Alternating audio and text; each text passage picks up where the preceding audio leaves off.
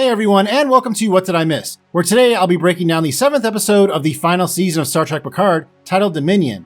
Though not as heavy on the Easter eggs as the prior episode, this chapter gives us some more background on Vadic and why the Changelings are attacking Starfleet. It also included the return of another actor from Star Trek history that you have seen more times than you probably realize.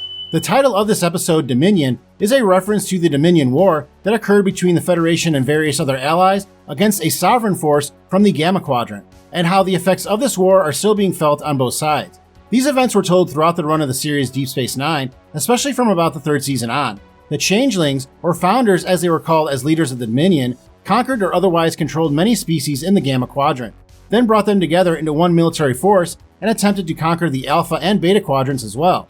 The Changelings created the Dominion after hundreds of years of persecution from humanoid beings or solids, as they referred to them as. But the word Dominion is another word for control, and we learned in this episode that not only is the being that is controlling Vadic possibly not a changeling, but that Jack has the ability to establish dominion over other people's actions. The episode begins with someone whistling the nursery rhyme, Three Blind Mice.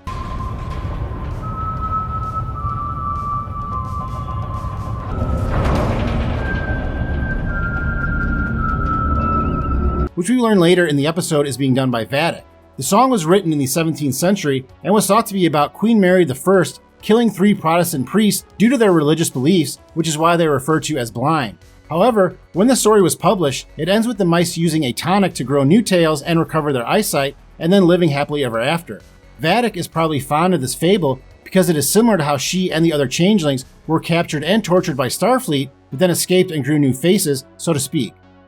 The USS Titan is hiding in an area of space named the Chantaka Scrapyard among debris. This is probably where one, if not both battles in the Chantaka system took place during the Dominion War, which are 2 of the largest in the entire campaign.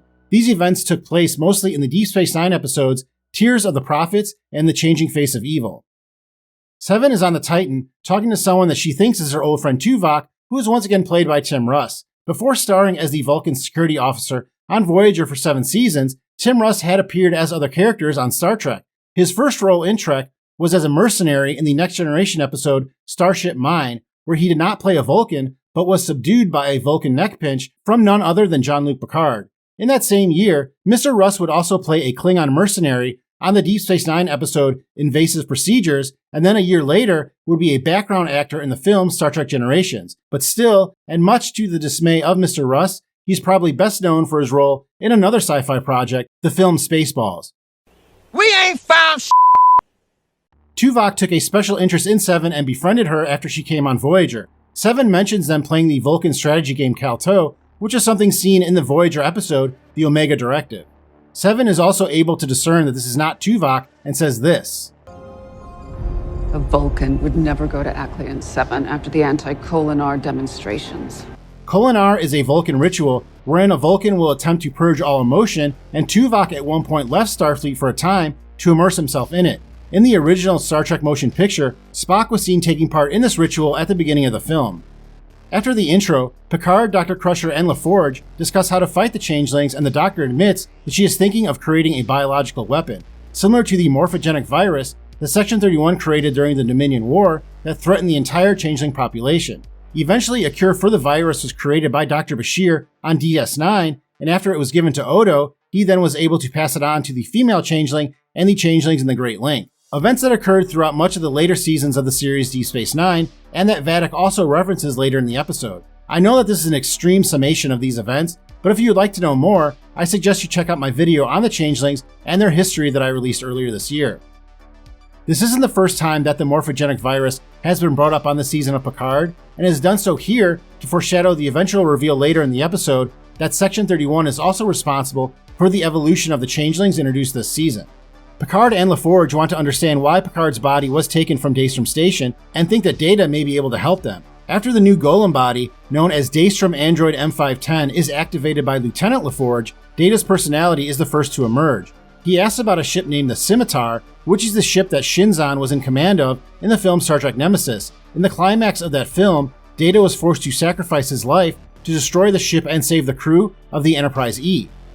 Data's personality quickly switches to his brother Lore, a character first introduced on the Next Generation episode titled Data Lore, which by the way would be a way better name for this new character than Daystrom Android M510. Instead of deactivating Data's evil sibling like we thought in the TNG episode The Descent, it looks like Section 31 decided to keep Lore archived like we would an old Super Mario Kart game file. Good call. It becomes very difficult for Picard to witness what he sees as his friend in pain and tells Geordi about how Data asked him to let him go. Even though Data's body was destroyed in the film Nemesis, before this happened, Data uploaded his memories and consciousness to his other brother Daryl, B4, basically making a copy of himself before he was destroyed. In the first season finale of Picard, Jean-Luc encountered Data's consciousness while he was being uploaded into his new Golem body, and Data asked him to be terminated, which Data believed would give his life more meaning. This version of Data's consciousness that we are seeing in this episode of Picard is aware of his sacrifice on the scimitar, so this is not the same version of Data that Picard communicated with in the first season. Next we see Vadic reporting to whomever is controlling her, and she states that her prisoners are loyal and not giving her any information. These prisoners are of course Will Riker and Deanna Troi, who were seen captured at the end of the last episode.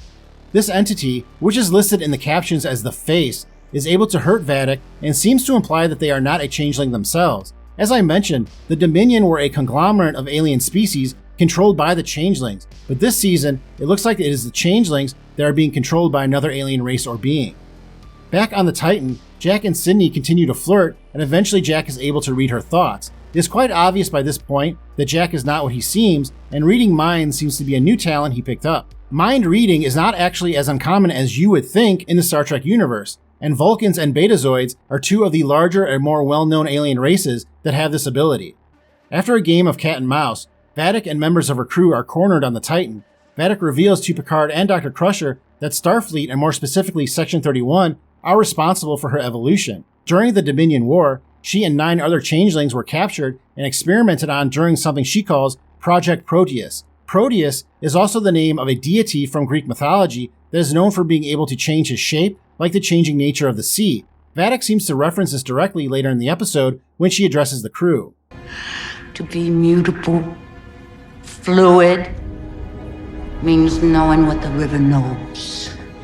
It is also revealed that Vadic took the face of the doctor that experimented on her after she killed her. This is eerily similar to the origin story of Odo, the changeling head of security on Deep Space Nine. He also was experimented on when he was found by the Bajoran people and chose to emulate the appearance of his captor. Since Odo was relatively young, he was not able to mimic his appearance to be exactly alike, as Vadic seems to be able to. However, Odo did not kill the doctor that experimented on him and was eventually able to forgive him in the Deep Space Nine episode The Begotten. Picard and Dr. Crusher are able to find a way to track the changelings because of the compound Thelominium 847. While this has never been mentioned in Star Trek before, the number 47 appears more than any other number in the history of the franchise. Authorization Picard 47 Alpha Tango. Level 3C, Section 547. Failure anticipated in 47 seconds. Other than a few bumps and bruises, I'd say you feel fine for a man of 147. And its frequent usage can be traced back to Joe Menosky, a writer that worked on The Next Generation, Deep Space Nine, Voyager, and even Discovery. The episode ends with Vadic taking control of the Titan and telling Jack that she will reveal who he really is. I have many thoughts about this episode, and if you would like to hear them, as well as a lot of other fun topics, I encourage you to check out my weekly podcast, WDIM News, that releases each Monday. That is all I have for this episode, so let me know in the comments if I missed anything. Thank you very much for watching. Do not forget to hit that like button to help support my work, and I will see you next time on What Did I Miss?